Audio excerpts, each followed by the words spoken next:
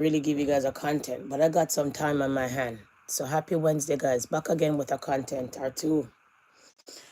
Well, gotta shout out this content, guys. Don't really see nobody talking about it. Most of the things on the internet nowadays days is mix up. And if it's not about the artist them or about mix up, nobody can really blog. You see, this is why I keep on telling you guys. You see, when you have a content and you're gonna blog about mix up or blog about artists, once those kind of conversation faltered, once nothing is happening, you really don't have any content to come and talk about. So that's why it's good to do contents like these, because at the end of the day, now you have something to fall back on. But enough about that, people. Happy Wednesday, guys. I was extremely busy in the week, running around with my family and stuff like that. Okay. So now there's a break time to take a break and say, okay, I remember that I have to come and give you guys a content now and then. I hope your week is doing so well so far. Today, Wednesday, middle of the week. I hope that when you run into this content, you're out here doing something productive and you're out here just doing you in a positive light, okay? So let's unpack this case quick and fast.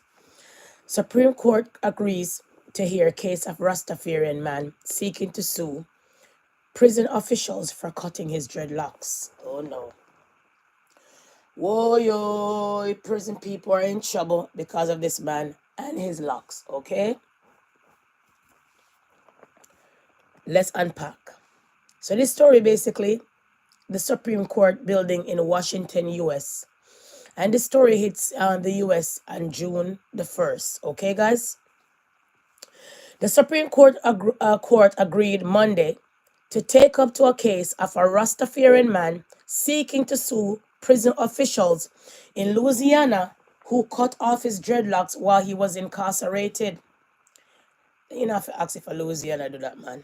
More than years we heard allegedly that they've been doing these things. The case is the latest that involves religious rights to catch the High Court attention. Now, back in the days, people believe that Rastaman don't have a religion. Rastafarian is a religion. Our Rasta people, I know about turban first. Well, African women wrap up themselves, but in a culture like as Rastaman, we see most of the time wrap up. But when they come to airport, they have to take off their turban. But when Indian people come from to the airport, they don't take off their turban. When a Rastaman had their culture out here first and their beliefs out here first. Remember why they ill-treat Rastamans a long time they've been ill-treating the Rastas, right? Allegedly. Anyways, let's continue. The case is the latest that involves religious rights to catch the High Court's attention, and it could have significant implication by allowing prisoners to sue government officials for damaging when their religious rights are burdened under the federal law enacted 25 years ago. So that law was here 25 years ago because Rasta been fighting for so long to say that Rastafarian is a belief and it's basically a culture, right? Damon Lander, a devout Rastafarian who began serving a 5-month prison sentence in 2020 for drug possession. What is the drugs? Just marijuana, guys. Had taken a religious vow years later. So basically he had taken a religious vow years earlier, right? To not cut his locks. Okay, guys? You know the funniest thing, a lot of people out here smoking marijuana, but that thing still will land you in jail, like this Rasta man. Okay? Like over the years, Rasta been saying that legalize marijuana. And when you hide in some first world country, they legalize marijuana. The black folks don't have no business when it comes to the marijuana. When it comes to the Caribbean islands, they have no business really. People are importing marijuana to go give them into the opposite way. And not only that, people are out here smoking right through, and Rastaman can't catch a break, and let them start the smoking, and let them start the protest of Lego the weed, the good ganja weed, la la la, la la la, like how them sing and shout, give me the weed, the good ganja weed, right? Whoever sing that song, nobody burn it down because we murder the breed, right? All right. So right now, here comes trouble. Here comes the danger. What for me savior? The Rasta, and I shoot. Right, just so in the courthouse. I don't really know the song, people, but you don't know how it go, okay? Um, so let's unpack. But his situation took a turn for the worse after arriving at a new prison weeks before his release. He handed officials a copy of appeal court ruling from 2017 that allowed prisoners to have dreadlocks. The guards toss it in the trash. Then they handcuff him to the chair and forcible shave his head. Oh, Rasta. You don't have to be dread to be Rasta. It's not a dreadless thing deep in something of your heart. Oh, yeah. You don't have to be dread to be Rasta. How them trim them on? Them not have no man, nas. Now them get a lawsuit from the heart. In people? Oh my. Let's continue and pack this content quick and fast, all right? So they forcible shave his head, okay? Following Lander's release, he sued Louisiana prison officials and guards for damages under a decade-old law that protects the religious interests of inmates. But lower courts dismiss his case, ruling that the law doesn't allow individuals to pursue damages against prison officials for alleged violation of it, even though in one court view it had been the victim of a grave legal wrong. The Supreme Court prepares to release major opinions on bright right citizenship, LGBTQ books, porn sites, and more. Okay?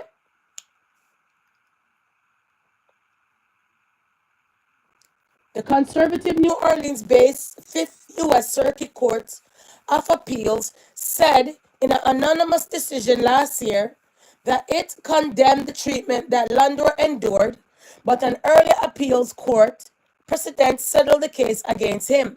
The full Fifth Circuit divided on whether to hear the case. President Bill Clinton signed the bipartisan law in 2000 protects the religion interests of state prisoners, but it's not clear whether the law allows people who were harmed to sue for money damages. The Supreme Court ruled in 2020 that a similar law with nearly identical language allows people whose religious rights have been burdened to seek damages against government officials acting in their individual capacity, because as you guys know, the prisons are private owners and subsidized by the government, right? Without a damages remedy, lawyers for the landlord told the justices in court papers inmates will be often to be left without meaningful protection for their religious exercise. In other words, landlord's head was shaved. The only way for him to have some legal remedy is through monetary damages. The no damages rule ensured that respondent official would not be held accountable for violating the religious rights of a prisoner set for release in just 3 weeks and prevent him from obtaining any relief from the abuse he suffered, his lawyer said. Attorneys for the Louisiana state official urged the court to take up the case, arguing among other things that Landor could bring his claims under state law. They also told the justices that permitting the lawsuit to move forward could hamper the state's ability to hire staff in its prisons. Siding with Landor, they told the court would almost certainly deepen the problem by driving down staffing levels and dissuade job applicants. That in the turn would lead to worse prison conditions and perhaps lessen protection for religion liberty. Right? As the understaffed prison attempt to survive the growing prisoner population, they added, no one wins in this situation, and the liberty as well. The Trump administration, meanwhile, had asked the justices to take up the matter. General D. John Saucer told the court in May that the federal government has an interest in ensuring the prisoners or other institution receiving federal funds do not burden religious exercise and damages liability to closely connected to that interest. So right now again, people, Rastaman find their way all the way in court, violation of the man locks. How dare they, when the law says you have to be mindful, okay? Trimming these people locks. All right? So right now, guys, full pledge right now, the court decided to hear the case in regards after Rastaman locks has been trimmed against his will. Okay? So I want to give you guys the audio of the situation quick and fast, and then we're going to move on with the rest of our content. So this is the young man before and after. Oh my. Oh my, brother. Before and after. What a tragedy. Let's unpack. The Supreme Court has agreed to hear a significant religious rights case involving a Rastafarian man whose dreadlocks were cut against his wishes by Louisiana prison officials. Damon Landor, who had maintained a religious vow not to cut his hair for nearly 20 years, was serving a 5-month sentence for a drug-related conviction when he was transferred to the Raymond Labored Correction Center in 2020. Despite holding a court ruling affirming that Rastafarians should be allowed to keep their dreadlocks, Landor's concerns were dismissed, leading to an incident where he was handcuffed and had his hair shaved off. Upon his release, Landor filed a lawsuit under the Religious Land Use and Institutionalized Persons Act, seeking damages for the violation of his religious rights. The Louisiana Attorney General acknowledged that Landor was mistreated and noted that the state's prison system has since changed its grooming policies to prevent similar incidents. However, the state contests Landor's right to seek monetary damages, a claim previously ruled against by a federal judge and the Fifth U.S. Circuit Court of Appeals. Landor's legal team argues that a 2020 Supreme Court decision allowing damages under a similar law, the Religious Freedom Restoration Act, supports their case, as both laws contain identical language. The Supreme Court is set to hear oral arguments and issue a ruling in this case during its next term, which runs from October to June 2026. Okay, guys?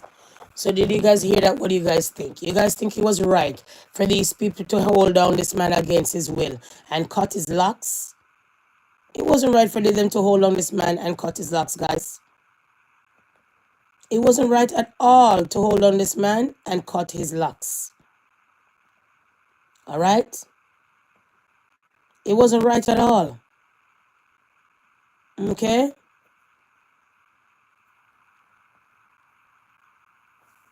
So they hold on this man and cut his locks, basically. Could you imagine? They held this man down and cut his locks against his will. So let's unpack again. Supreme Court will hear case of Rastafarian whose dreadlocks were shaved by Louisiana prison guards.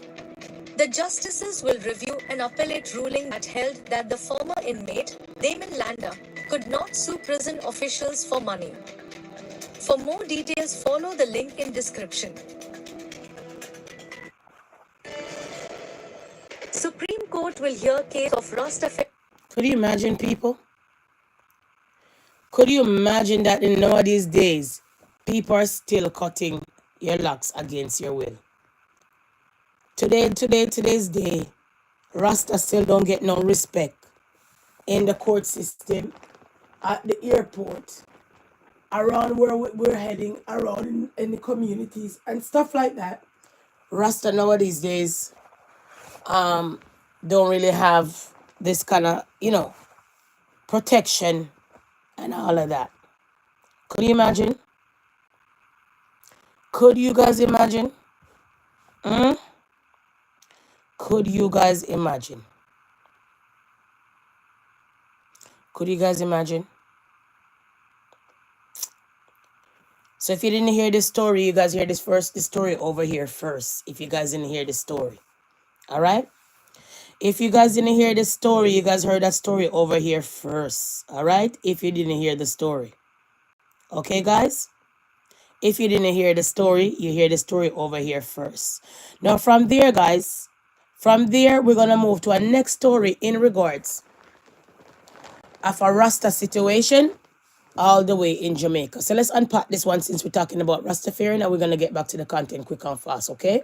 So let's unpack this one quick and fast.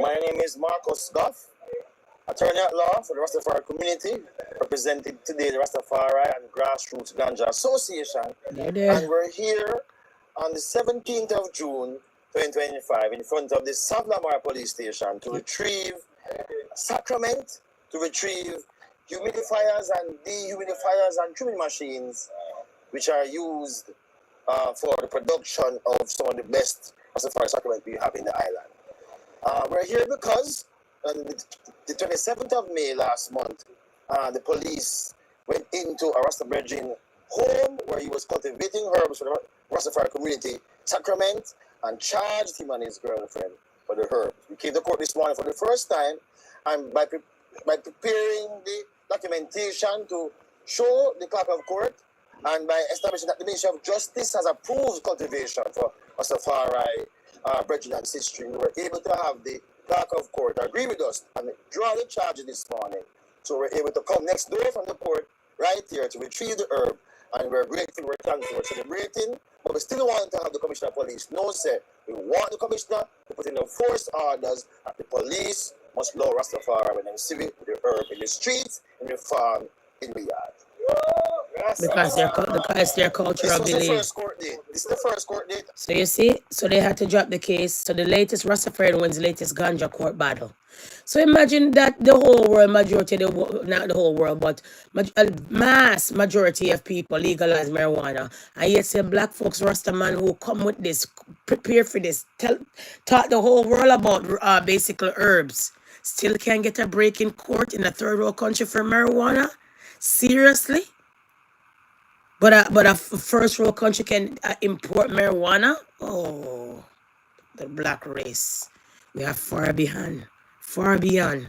Could you imagine, guys? So I had to drop that part in it since we're talking about Rastafarian and all of that. And if you guys remember that Coral Garden massacre in Jamaica and all of those things that occur, then you have to sum up this content and say, oh my, Rastafarian are still getting a fight today in today's day. When those things supposed to be legalized, as in Rasta. They're not supposed to be trimmed. They're supposed to be looking and upon as a religious belief, like the Muslims and everybody else. But they're still getting a fight in today's society, guys. What do you guys think? Okay, let's move on and unpack the rest of the content, shall we? Okay. From there, guys, since we're talking about that, you know, guys, the funniest thing, guys, a lot of people have locks in their head. A lot of people put imitation locks in their hair. But they wouldn't even know the endurance that Rastaman had to face back in the days, even to just walk outside without people shunder them. Remember the same entrepreneurship that you guys are out here shouting. Like I said to you guys a week ago or days ago, Rastaman started first. Self-reliant, self-sufficient. Rastaman start that first. Homeschooling, Rastaman start that first.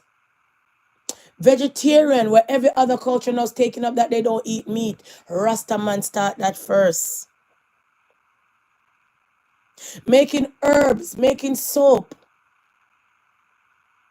making all of those good soaps and stuff, Rastaman start that first. Living off the land, Rastaman. Drinking the ital sip, making all the good juice. Rastaman. Wearing all the great colors. The real good Rastamans. So when you really think about it, people. When you really think about it, Rastaman is still getting a fight. If right now, 2025, June, I'm talking about this case in the Supreme Court where Rasta people is held down by against their will and shave their head. And their head are being getting shaved. Although there's a court a junction in court that Rasta is a belief. And people, so in 2025, we're still going through these things that Rastaman is getting shaved. So I had to come and shout about that, guys, in regards of the situation and this content. Okay?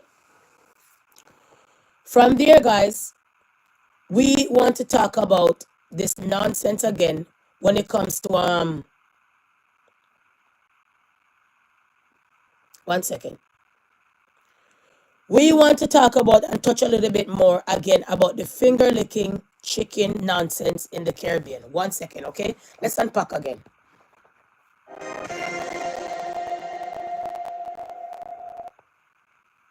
KFC celebrated 50 years in Jamaica today with a promotion dubbed Big Deal Burrata. Now, customers who purchased a big deal got a free meal deal with their order. Now, this caused a frenzy and traffic congestion island-wide as scores of Jamaicans showed up to multiple branches. Rimardo Lyons has our story. The type of crowd politicians hope for at polling stations. But there's no wish for ink on fingers here, just grease. King Street in downtown Kingston. People like Dawn say come what may, dusk or dawn, she's not leaving without chicken. Yeah, I want my chicken. I Yes. want it. Nice. Yeah. Spicy. You see the barbecue? You see the original?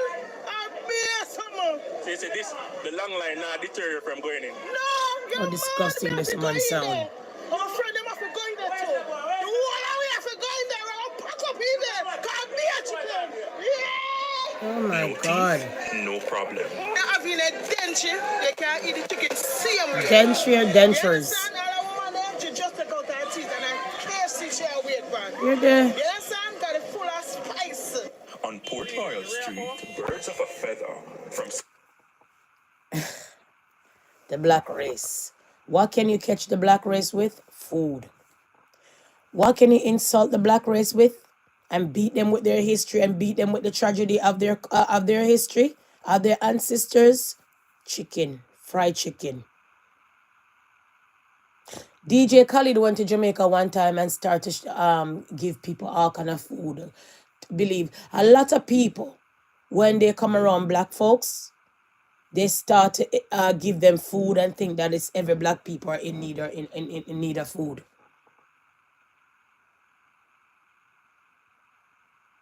So after KFC stole allegedly the slave recipe, after KC believe in slavery and all of that's ish and ash, allegedly, a black person will leave their house to stand in a line 3 to 4 hours to get a big deal and meal deal and burrata from KFC when you guys don't know what's a recipe and when you guys don't try to imagine. Remember the racism that come with KFC and the disadvantage when it comes to black people owning those kind of franchise. So I had to come out and shout and kiss my teeth literally and pass and said, wow, really? I don't need to give you guys no more history of that. I gave you guys history about that in a couple of days already. So I don't even need to even come and unpack again about that same KFC nonsense. Okay, guys? So that KFC situation, guys, it's not a good look.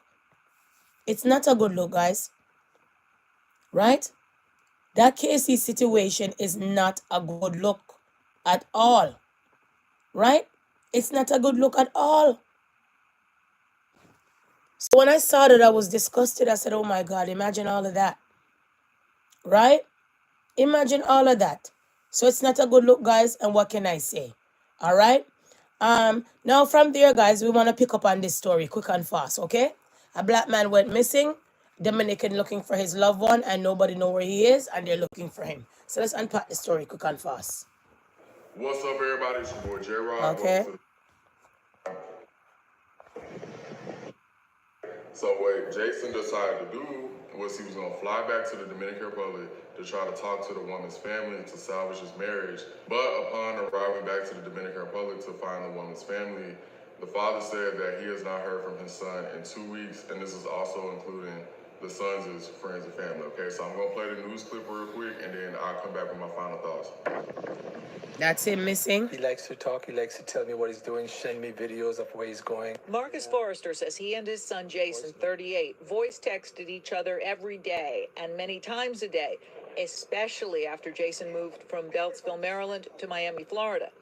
Frequent trips to the Dominican Republic led to love and then marriage to a woman Jason met there. He met the parents and so on. They got married in DR, and he started making arrangements to get her to come here legally.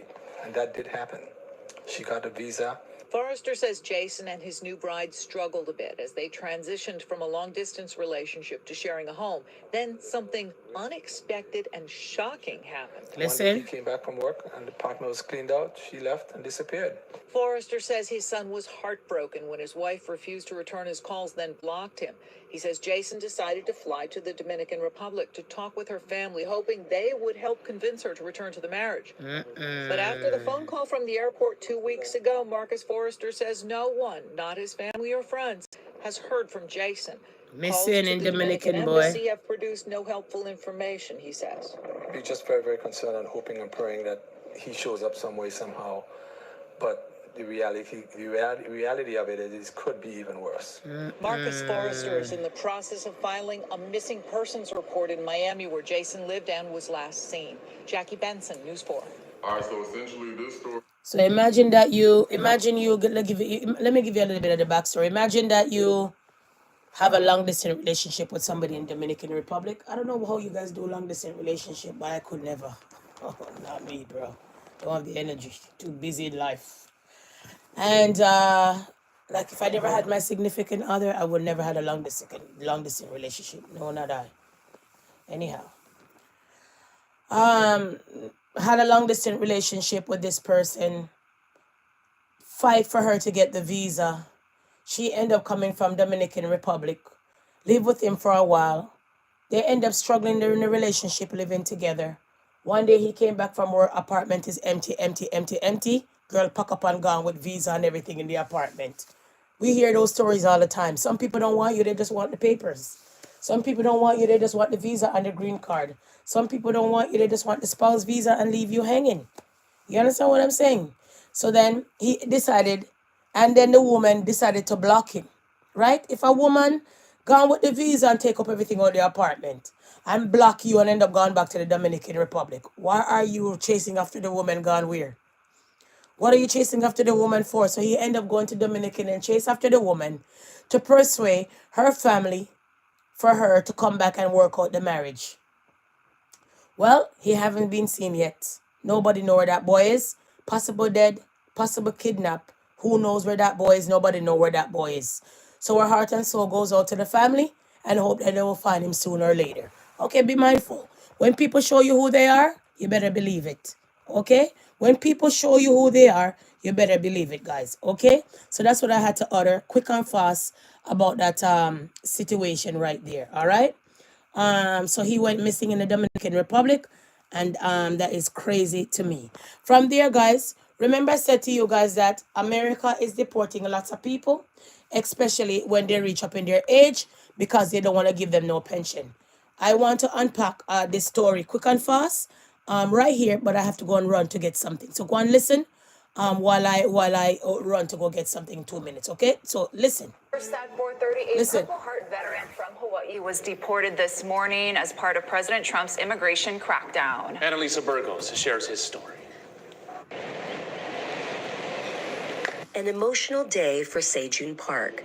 After 48 years in the United States, the decorated Army veteran deported himself to South Korea. Some final hugs with his kids, parents, aunts, and friends, not knowing when he'll see them again. We caught up with Park before his flight. This really kills me that I just have to drop everything and leave like this. They're being so supportive. They're all worried about me. They're like letting me know, oh, you'll be okay in Korea. I know I'll be okay. That's not what I'm worried about. I'm worried about them. Park moved to the U.S. when he was 7 and had legal permanent residency under a green card. At 19, he joined the Army and fought in Panama during the Noriega War in 1989. He was awarded a Purple Heart for his bravery. I got shot in the spine with an AK-47, M16, my left lower back. And so in my mind, I'm going, oh my God, I'm shot in the back. I can't feel my legs. I must be paralyzed. Miraculously, his dog tag deflected the bullet aimed for his spine, saving his life. Park returned to his then home in Los Angeles, where he suffered from severe PTSD. He turned to marijuana to cope and moved to Hawaii in 1995 for a better lifestyle. But he became addicted to crack cocaine and struggled for years to get clean. Drugs had a big control throughout my life, and that's what eventually got me into trouble with the law and everything. In 2009, he was convicted for drug and bail offenses and served 2.5 years in prison. When he was released, ICE agents detained him and revoked his green card. He fought deportation in court and as a Purple Heart veteran was allowed to stay in the U.S. under deferred action as long as he checked in each year and stayed clean and sober. Park turned his life around. He became a loving father to his 2 children and cares for his aging parents. These last 14 years have been great. Like, I'm really proud of myself, proud of my kids, how I've been acting and how I've been living my life. But this month, officials told him he had to leave the country or be detained and forcibly deported. Too bullish for this country. Like, you're more American than most of the Americans living in America. He was given an ankle monitor. 3 weeks to say goodbye to everybody. End your life. Everything, yeah. Let's say she gets married, I won't be there. Like, let's say my parents pass away, I won't be there for, like so many things that I'll be missing. And for sure, things are gonna happen. I just can't be there, which is heartbreaking. We have a veteran like Mr. Park who took a bullet for this country, who fought and swore an oath to preserve, protect, and defend the Constitution of the United States, even though... So you see, so even veterans are getting deported 48 years in America. So that he's not going to get nothing from the veteran, no money, no pension, nothing. Just deport, deport, deport, deport. He's not alone. He's not alone, people. He's not alone. So let's get back to this case right here. We're to tell you that this man got deported back to his country after so long because majority of the money, your pension, you won't be getting it. And if you're not working anymore and paying any taxes, the government don't want you in their country anymore. You're no use to them, to be honest. And if you're taking from them where you're getting a check, or you're getting some kind of money, you're no use for them. They're going to put you out of the country, guys. So let's unpack the story again. One more time. With this man, got deported to Belize after 55 years. 55 years, too later to get his pension. Oh, my. This is the story of Mr. Reese, who left from Atlanta to Louisiana. From Louisiana to, I can't remember the other states right offhand, but they took me to 8 different places before they deported me. I was there for like almost 8 months. 8 months in an ICE detention center, moving from different facilities around the states. Yes. Why did they do that to you, bro? That I cannot explain to you because oh, God. Could you imagine so long in America and 55 years get deported people? He's been in America from 5 years old. So don't think because you're young, you're in America, you could stay there, Probably bro. the breaking point for you, huh? Yeah. B, this man is 55 years old and deported out of America. So a lot more people are going to be deported out of America. Believe it or not. Let's unpack. It took a toll on me. I ain't gonna lie to you. It bothers me right now.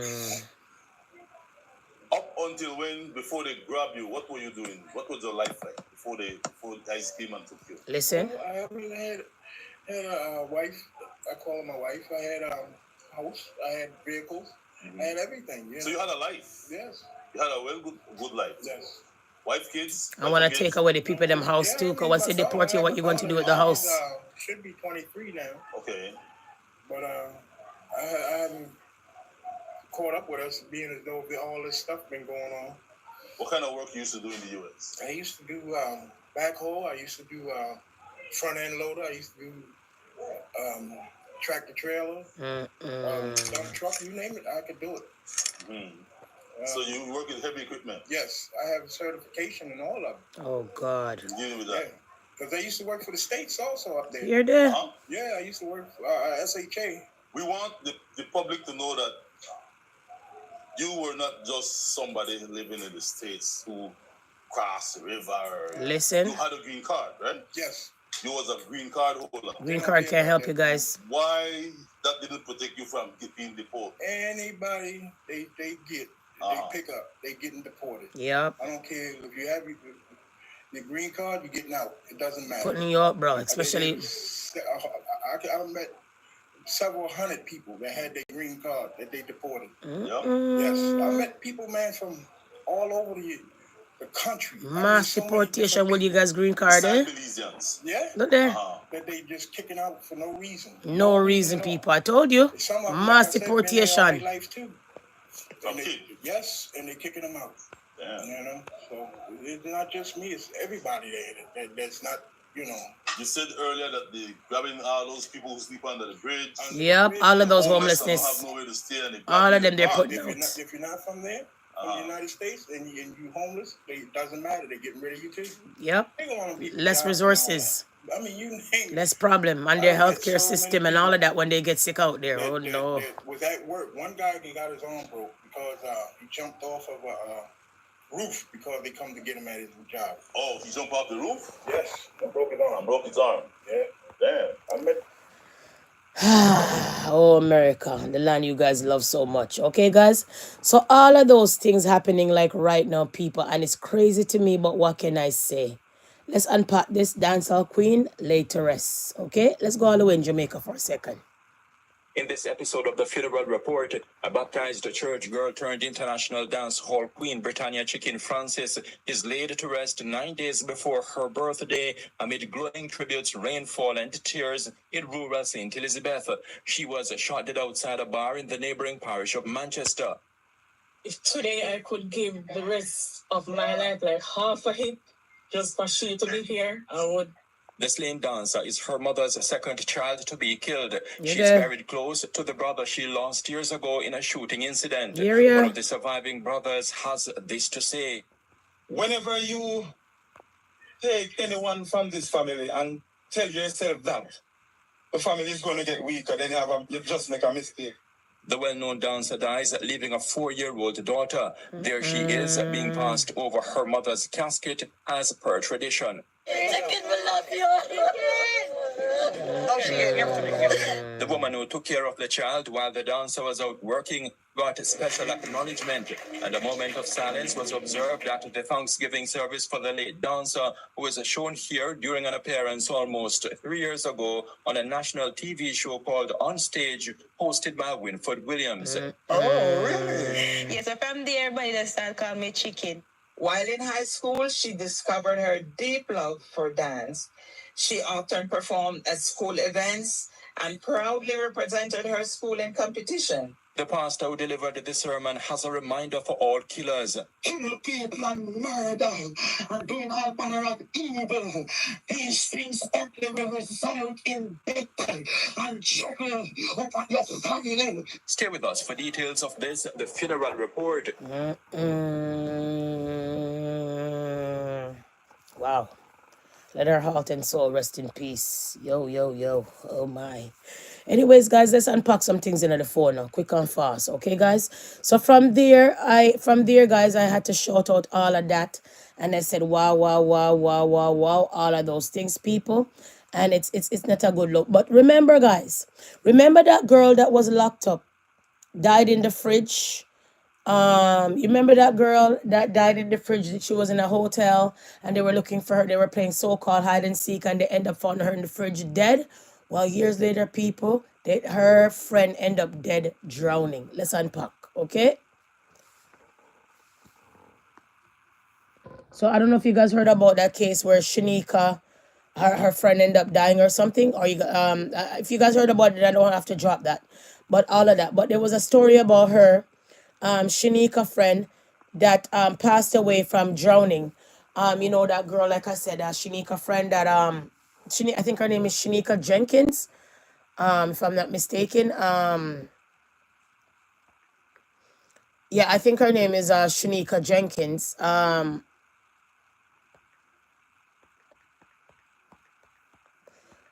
friend ended up passing away and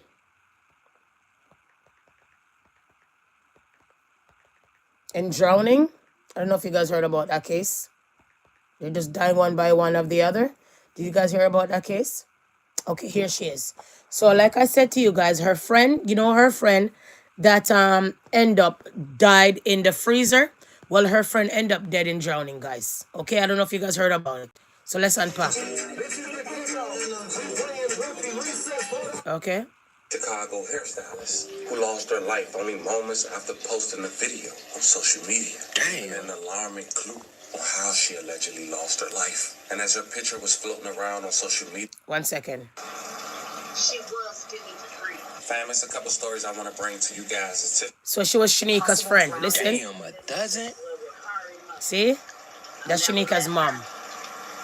For your baby, if you need, with the little bit of knowledge and understanding I have, if you need or some help or whatever, reach out to me. I ain't perfect, but I be right on time. Zahara stayed with me at one point. She was getting free. Fam, there's a couple stories I want to bring to you guys' attention today. Now, this first story has been making its rounds on social media, so I figured we do this one first. The weather breaking, people starting to go out more, and now being on the water don't sound bad when it's 90 plus degrees. I don't know how people go in water and they can't drink and they can't swim. Stay away from the water, guys. What's wrong with you black folks? You guys know you guys can't swim most of the time.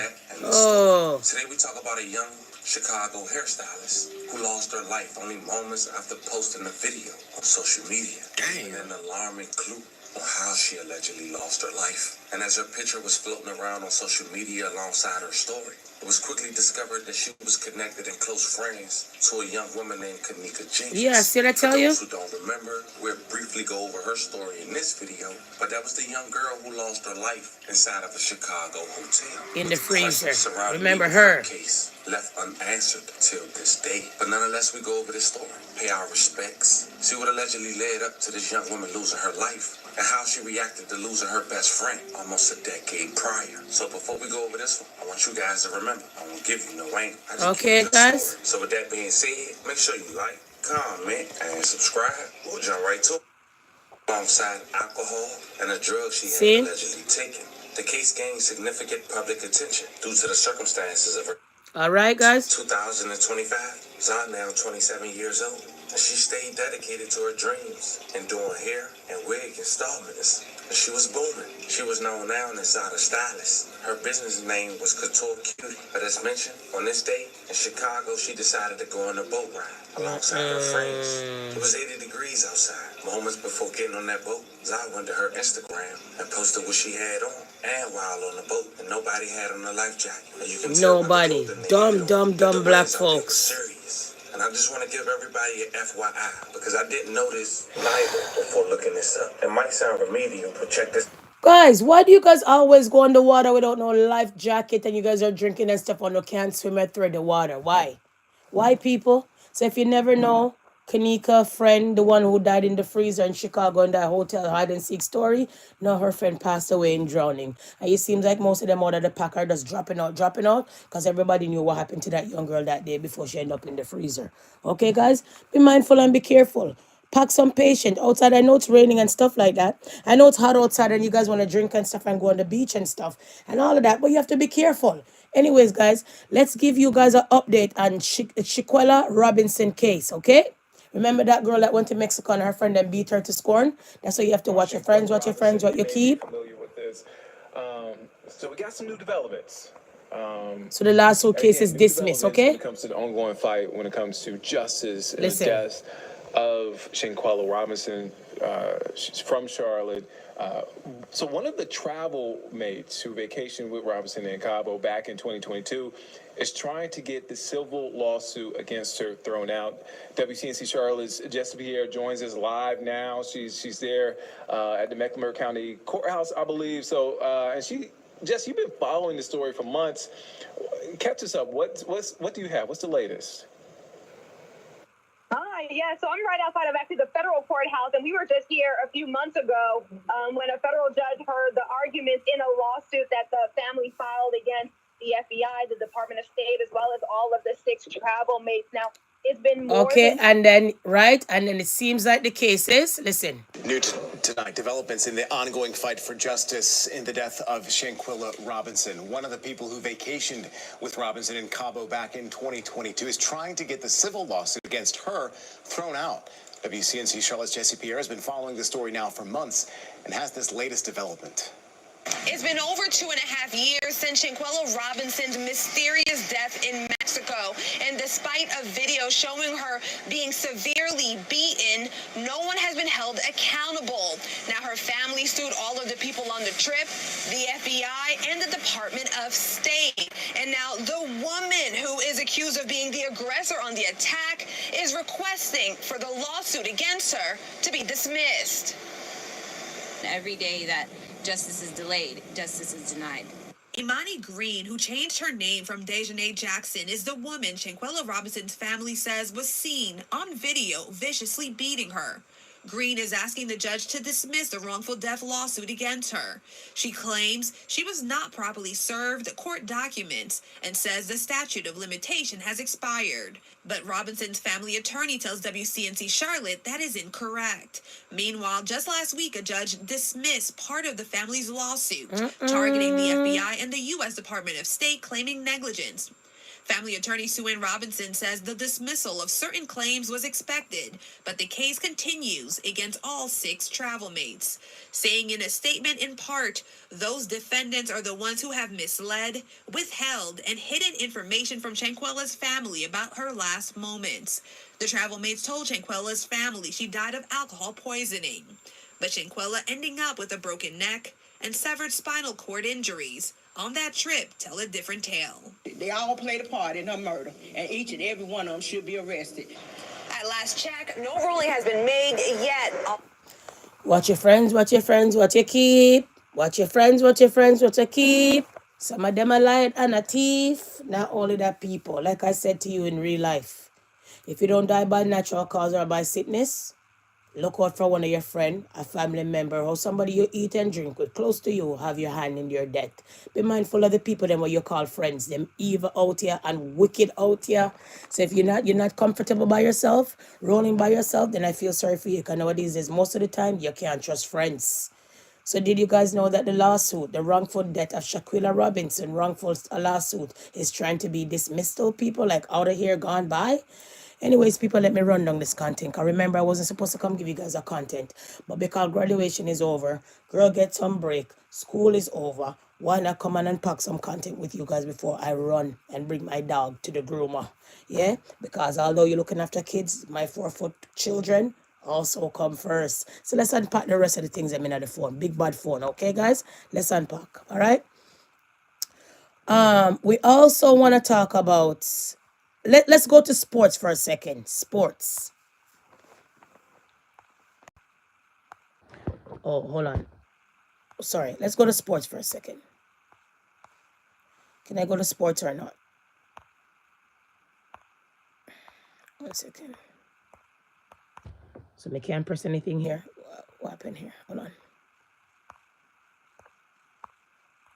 Oh, let me take the screen off. 1 second. I guess my screen is blank, which I think I didn't even upload most of the things. Okay, never mind about that. I'll come back another day with all of those things with the sports. But if you guys know that there's a basketball player that brought the first MVP and all of that, and we were about to shout him out and stuff like that. But then it's not coming up there. I'm not sure why. But we figure that out another time when I come on packing with another thing or two. Not only that, guys, let's unpack the rest of the content so I could jump off of this because I got to run and bring my dog to the groomer. Okay? Got to walk my dog and bring him to the groomer anyway. It's hot, so you got to cut him down now, you know? Okay. So we want to talk about... 1 second. Let's get to here. A 15-year-old charged for shooting her sister. So imagine that. So let's unpack this quick and fast, okay? Now to a story we've been following all week. A 15-year-old boy is charged with shooting and killing his sister earlier this week. Our prosecutors are charging that teen as an adult. AJ Bayatpour has been going through those documents and joins us now with what we've learned today. AJ? Natalie, the Milwaukee County DA's office filed charges today against the teen accused of killing his sister, 30-year-old Ashley Hudson. They also charged one of Hudson's sisters and Hudson's mother, who just last night told us things that at least one witness disputes based on these new court records. On Friday, only candle wax and messages and sidewalk chalk are what remain at the corner of MLK Drive and Valide Street. 3 days earlier, family and friends remembered Ashley Hudson at the spot where her life ended. I'm shocked, but not too shocked because, like I said, I kind of figured they always, their family always had long history of fighting and feuding among siblings. Relatives describe a fractured family. The stuff that we said to each other, it wasn't right, it wasn't fair. I didn't never think it can get to this point, but lots of people look on Tongue Girl's bud. Like they always bumped heads, they always fought, they always been like this. And then he killed his own sister. Now charged in Hudson's death. Her sister, 21-year-old Aaliyah Freisen, her mom, 48-year-old Tara Hudson, and her 15-year-old brother, who we are not identifying at this time due to his age. Court records filed Friday show investigators relied on eyewitness accounts and cell phone videos. They show Freisen and another sister, 16 years old, attacking Hudson with a baseball bat. The victim was holding a knife as if to keep the attackers at bay. At that point, the 15-year-old approached, and when he got within a few feet of Hudson, he fired at her from point-blank range. He went up to her and she said, "Don't shoot me," and he shot her, and she stumbled all the way over here. And she fell on the floor. Do you know where your son got the gun? No. So the mom, the sister, is beating her own family. Yo, I tell you about the black race, you know me. I tell you about the black race. The black race like to fight in gang. They like to cuss in gang. And they like to quarrel in gang. Gang. If it's on the internet and it's strangers, gang. If it's friends and foes that they don't really know, gang. And if it's in a family situation, gang. So you don't love in gang, but you're killing gang. Huh? You don't do nothing positive within gang, but you're killing gang, deceitful in gang, quarrel in gang, murder in gang. Could you imagine all of that? So mom and daughter beating one sibling. And then the other sibling come over and shoot his sister to death. How old is he? 15. How do you come now shoot your sister to death? Why you didn't tell your mom and other sister to go away and stop fighting? Even when your sister is begging you, don't shoot me, you still unpack. Oh no, the black race. We have a rude awakening if we don't wake up sooner or later, to be honest. We have a rude awakening if we don't wake up sooner or later with our savageness and our ill wills. Okay, guys? From there, guys, we want to talk about one second. Remember that case that I came and speak to you guys about in regards of a Georgia parents whose baby was decapitated during birth? Remember that case that I came and I said to you, they pull out the baby and then the baby hands, and I have to come back with that case another day. But remember that Georgia parents' baby was decapitated, people? They won the lawsuit. The hospital was trying to cover up that they the one who did not kill the baby. So they got millions people. They were awarded. Remember this case that I came and spoke about? Let's unpack. Okay, I'm giving you guys the outcome. Well, new developments in a story that left so many people in shock. The parents of the baby decapitated during childbirth almost 2 years ago. Well, they've reached a settlement in one of their lawsuits. 11 Alive's Stephanie Chaynock joining us live. So, Steph, what are we learning about this settlement here? Well, Aisha, a payout of $2.25 million has been awarded to the Metro Atlanta couple, Jessica Ross and Travion Isaiah Taylor Sr. The couple filed a lawsuit against Dr. Jackson Gates, a local pathologist hired by the couple to perform an autopsy of their baby after the child was decapitated during childbirth at Southern Regional Medical Center. The doctor, without the couple's permission, posted graphic videos of the baby on social media. In a release sent to us this morning, attorneys for the couple described Dr. Gates' Instagram post as graphic and that the couple was, quote, horrified and outraged when they discovered the doctor posted these videos without their consent. The couple filed the lawsuit in 2023, alleging invasion of privacy, intentional infliction of emotional distress, and fraud. And this verdict comes following a 3-day jury trial that concluded on Wednesday. Aisha, we also know the couple is still in litigation with the Southern Regional Medical Center over the initial tragedy they experienced in delivery. So, Seth, let me get this straight. After the couple discovered these videos the doctor posted, the family's attorney says they issued a cease and desist letter, and then Dr. Gates deleted the videos. But then what happened? Well, they say Dr. Gates removed the videos, but that he then reposted them again, even after he was informed of the emotional pain the couple suffered from the post he shared the first time around, Aisha. All right, Seth, this has been such a long process. We are still thinking of that family. So have you guys heard about it? So they still didn't settle the case with the hospital, but they settled the case with the doctor. Could you imagine? So more time as a black race, more time the way they don't treat us well as in black race. When it comes to patient-wise, allegedly, don't mix me.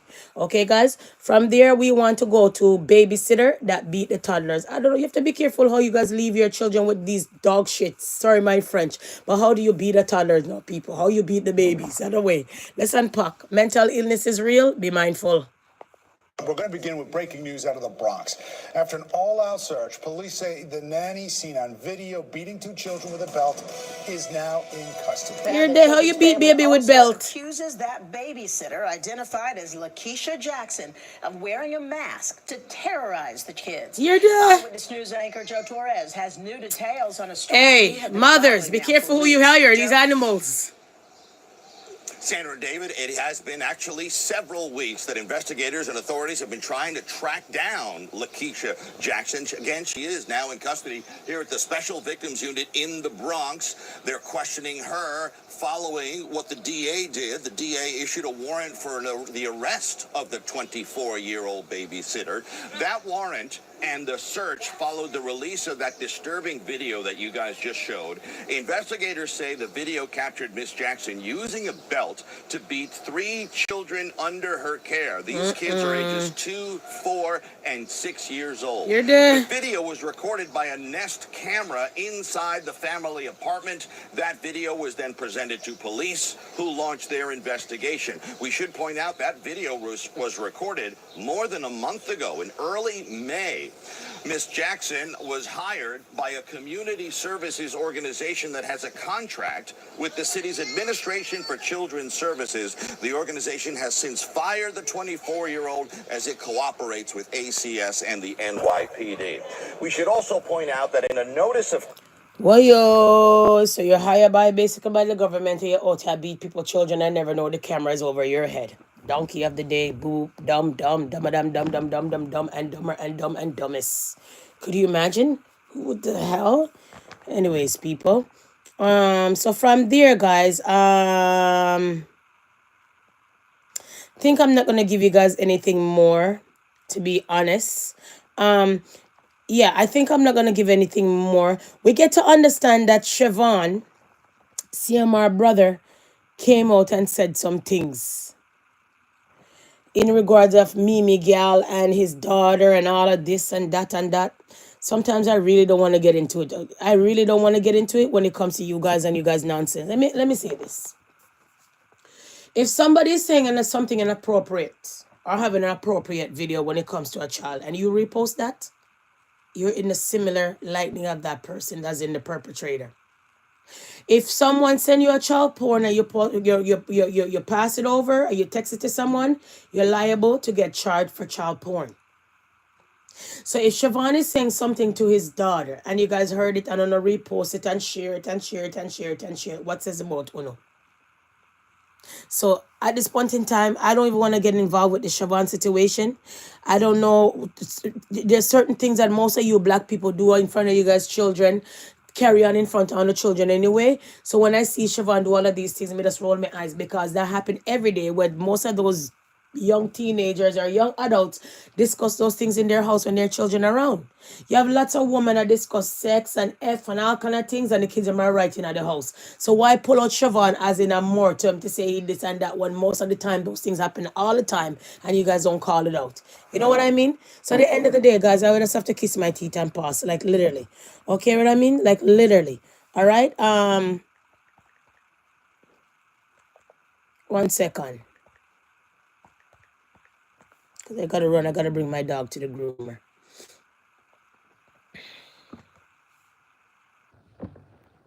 One second. So they claim to them a try to set up Dunspan by passing him money on the stage. Okay, guys, that's what they claim. So let me come out of my page and go back in and see if I try to come out of my page to see if this would appear, but no. Okay, so you know Jamal Dunsman, they claim that somebody tried to set him up while he's on stage to give him money. Look, sit here.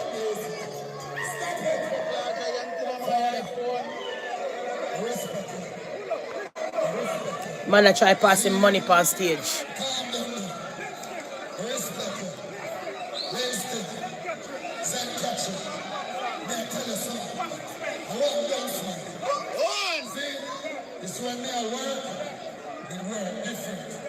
Jano people, I don't know what kind of style this man a try pull off on Jamal Dunsman. I put he money. Must say, a Linstead him come from. Where some people in the comment section I say, yeah man, I saw the Linstead man them stay. Jano people, I don't know about that still. Anyway, we're going. Okay. So basically the man is on stage performing and you're passing the man money on the stage like the man owe you something or you guys are in some kind of deal. Why don't you just leave the artist let them do their thing? The man is on stage performing in England. Cayman never give him the visa. He tried to go to a different country. They never give him the visa. England give him the visa. Why don't you guys let the man perform? Why are you guys trying to pass things on them, give them on stage? If it was a hip hop or all of those other people, can you guys do those things? Why do you guys always make an artist them look so low down and low class? Oh, people. It's crazy and crazy to me, but what can I say? From there, guys, I think I'm going to wrap up this live, eh? From there, I'm really going to wrap up the live. I swear to God, I'm going to wrap up this live quick and fast because I wasn't even supposed to really give a live. But I said, you know, I'm going to come and speak to you guys about the live and speak to you guys about some things and all of that. Let's wrap up this case with Christian Rock. That the boyfriend put her out again one more time. Oh, we're tired of her, but what can we say? Every minute. Get a life, go to school. School, man, school, man, school. Seriously, like, it's crazy. Put her out again. Okay? Right. You know, I'm just being resilient, bro. Staying firm. But check this out, though. Stop playing with me, for real. I don't care about none of that. I really don't. I love my baby dad, but we are not together. So what are you doing in the house? And that's just on period. Do I... Okay?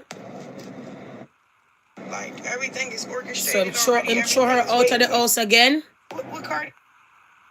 See the clothes in here, boy. Guys.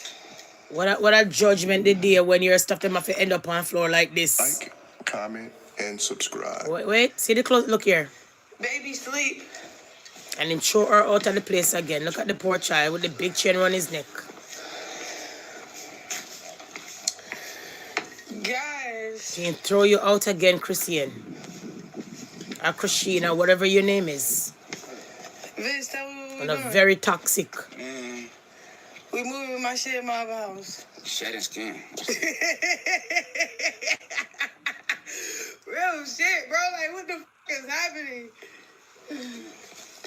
That's crazy, bro. Could you imagine? Anyways. Anywho, guys. Anywho. So that's the content that I had to come and unpack with you guys today. And the moral of the story was a Rastaman was serving 6 months in jail. and they decide to hold him down and cut off his locks. And the Supreme Court right now is going to hear that case of that lawsuit of holding down that Rastaman and cut off his locks. So we're going to shout, you don't have to be dread to be Rasta. Is that so? Here comes Ranger, here comes the Rasta, the Rasta, ooh.